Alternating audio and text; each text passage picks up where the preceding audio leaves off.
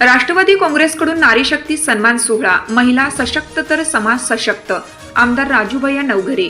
महाराष्ट्राचे दिवंगत उपमुख्यमंत्री स्वर्गीय अजितदादा पवार यांच्या जयंतीनिमित्त राष्ट्रवादी काँग्रेस पार्टी वसमतच्या वतीनं आणि आमदार राजूभैया नवघरे यांच्या मार्गदर्शनाखाली नारी शक्ती सन्मान सोहळा मोठ्या उत्साहात पार पडला. वसमत येथील सुरमणी दत्ता चौगले सभागृहात आयोजित या कार्यक्रमात शिक्षण, आरोग्य, सामाजिक कार्य, उद्योग, शेती, कला आणि क्रीडा अशा विविध क्षेत्रात उल्लेखनीय योगदान देणाऱ्या 250 कर्तृत्वान महिलांचा सन्मान करण्यात आला.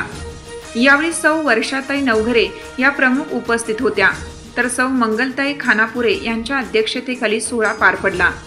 कार्यक्रमाला संबोधित करताना आमदार राजूभैया नवघरे म्हणाले, ज्या समाजात महिलांना सन्मान, समान संधी आणि सुरक्षित वातावरण मिळते तोच समाज खऱ्या अर्थाने प्रगत होतो. नारी शक्तीचा गौरव हा केवळ सत्कार नसून समाजाच्या उज्ज्वल भविष्याचा दृढ संकल्प आहे.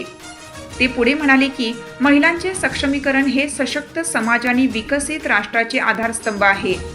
स्वर्गीय अजितदादा पवार यांच्या जनसेवेच्या विचारांना पुढे नेत वसमतमध्ये महिला सन्मान, स्वावलंबन आणि सर्वांगीण विकासासाठी आजही लोकहितकारी उपक्रम सातत्याने राबवले जातील.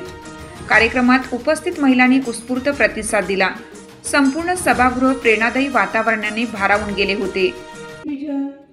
रोवली अशी काही बीज त्या ठिकाणी त्याचं रोपण केलं की आज राजू भैयासारखे विचारवंत जे आहे ते आम्हाला लाभलेले आहेत. अजित दादांचे विचार आज आम्हाला त्यांच्या कार्यामध्ये जिवंत ठेवतायत. त्यांच्याकडे पायंगरार करायला गेले, सगळीकडे रोड होत आहे. राजूभाई आमच्याकडे रोडच नाही रे. नाही म्हणे मॅडम मी केले नाही. म्हणलं कशामुळं? राजूभाई हे राहिलं ते राहिलं ते राहिलं. पण तेवढेच मिश्किलपणे आणि विशेष म्हणजे कार्य करतात. त्यामुळे अजितदादांच्या प्रत्येक कार्याची छाप आम्हाला आमच्या राजूभैया नवघरे सरांमध्ये दिसते आणि त्यांच्या विचारातच आम्हाला अजितदादा आज जिवंत पाहायला मिळतात. माझ्याकडे ज्यावेळेस आले त्यावेळेस मला म्हणे नारी सन्मान आहे. मला तर वाटतं सचिन